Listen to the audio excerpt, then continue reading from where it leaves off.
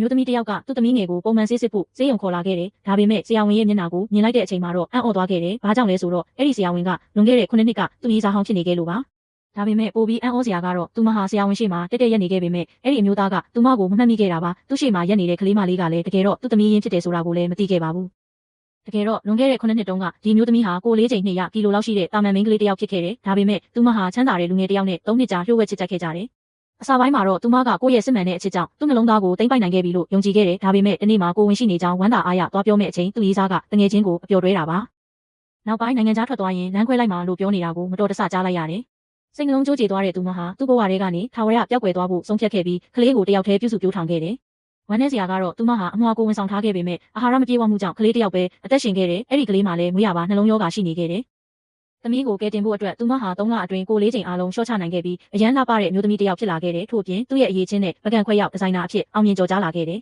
။ဒီနေ့မှာသမီးကိုဆေးရုံခေါ်လာရင်နိုင်ငံခြားကပြန်လာတဲ့ရီစားဟောင်းနဲ့ပြန်ဆုံမယ်လို့မထင်ထားခဲ့ပါဘူး။ကံကောင်းတာကသူမဟာနာမည်အသွင်အပြင်ရုပ်ရည်အားလုံးပြောင်းလဲထားပြီးသားဖြစ်နေခဲ့တယ်။ဒါကြောင့်ရီစားဟောင်းကသူမကိုမမှတ်မိခဲ့တာပါ။ဒါပေမဲ့သူမမသိခဲ့တာတခုကအဲ့ဒီအမျိုးသားဟာသူမကိုနှစ်ပေါင်းများစွာလိုက်ရှာနေခဲ့တာပါအစပိုင်းမှာသူ့အတွက်အချစ်ရေးကအပျော်သဘောဖြစ်ခဲ့နိုင်ပေမဲ့မိန်းကလေးရဲ့ဖြူစင်ရိုးသားမှုကသူ့နှလုံးသားကိုတကယ်ချိမိစေခဲ့တယ်သူတကယ်ချစ်မိခဲ့တာပါဒါကြောင့်နိုင်ငံခြားကပြန်လာခြင်းအရင်ဆုံးចောင်းသားဟောင်းတွေ့ဆုံပွဲကိုတွားတက်ပြီးသူမအကြောင်းတဲလွန်စားရှာဖို့စူးစမ်းခဲ့တယ်ဒါပေမဲ့လူတွေရဲ့အတင်းဖြင်းစကားတွေကြားရတဲ့အခါဒေါသထွက်ပြီးထွက်သွားခဲ့တယ်အပြင်ရောက်တာနဲ့မတော်တဆရေးစားဟောင်းနဲ့ပြန်ဆုံခဲ့ကြပြန်တယ်အဲ့ဒီအချိန်မှာပဲဆရာဝန်ကိုကြိုက်နေတဲ့သူမရဲ့အထက်လူကြီးကအားလုံးကိုမြင်သွားခဲ့တယ်သူမကမနာလိုစိတ်နဲ့ဒီမှာဘာလုပ်နေတာလဲလို့အော်ဟစ်မိတယ်မျိုးသမီးကဖိုင်လာပို့တာပါလို့အေးအေးဆေးဆေးရှင်းပြပေးမယ်အလုပ်ထုတ်ပြမယ်လို့ချင်းချောက်ခံရတယ်စိတ်ပီစီမှုကြောင့်သူမအခြေချင်းဝစ်လိန်သွားခဲ့တယ်ဆရာဝန်ကမြင်တာနဲ့အိမ်ပြန်ပို့ပေးမယ်လို့ပြောတယ်သူမကညင်းပေမဲ့ဆရာဝန်ကမေးတော်မမေးပဲသူမကိုချီပွေပြီးကားစီခေါ်သွားခဲ့တယ်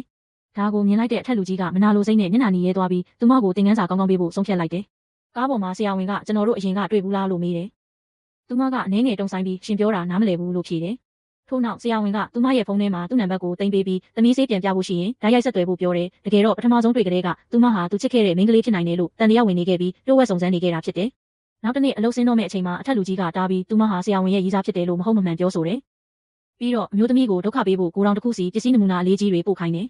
ညဘက်မှာသူမကသမီးတစ်ယောက်တည်းအိမ်မှာကြံခဲ့ကြောင်းပြောပေမဲ့အထက်လူကြီးကအလုပ်ထုတ်မယ်လို့ထက်ချင်းချောက်တယ်ဒါကြောင့်မတက်တာပဲကိုယ်တော်ကိုသွားခဲ့ရတယ်ပြန်လာတဲ့လမ်းမှာရင်မောင်းကမတင်ကားစရာအကြည့်တွေနဲ့ကြည့်နေတော့သူမကညံကောင်းကောင်းနဲ့မောင်ရီအိမ်ပြန်လာပြီးဂိတ်ရှိမှာစောင့်နေပါလို့ဖုန်းပြောဟန်ဆောင်လိုက်တယ်။ရင်မောင်းကသူမရဲ့ခင်မွန်းတကယ်စောင့်နေတယ်လို့ထင်ပြီးလုံခြုံစွာပို့ပေးလိုက်တယ်။ဒါပေမဲ့ဘယ်သူမှမရှိတာကိုသိသွားတဲ့အခါပြန်လာပြီးသူမကိုအနေရပြုဖို့စူးစမ်းခဲ့တယ်။အဲ့ဒီအချိန်မှာပဲဆရာဝန်ကအချိန်မီရောက်လာပြီးသူမကိုကယ်တင်ခဲ့တယ်။ရင်မောင်းကိုတားဆီးပြီးရဲကိုခေါ်ကဖမ်းဆီးစေခဲ့တယ်။ဒီအဖြစ်အပျက်အားလုံးကိုမြင်လိုက်ရတဲ့အမျိုးသမီးဟာအလွန်စိတ်လှုပ်ရှားသွားခဲ့တယ်။နောက်ဘာတွေဆက်ဖြစ်မလဲဆိုတာသိချင်ဆက်လက်ကြည့်ရှုပါ။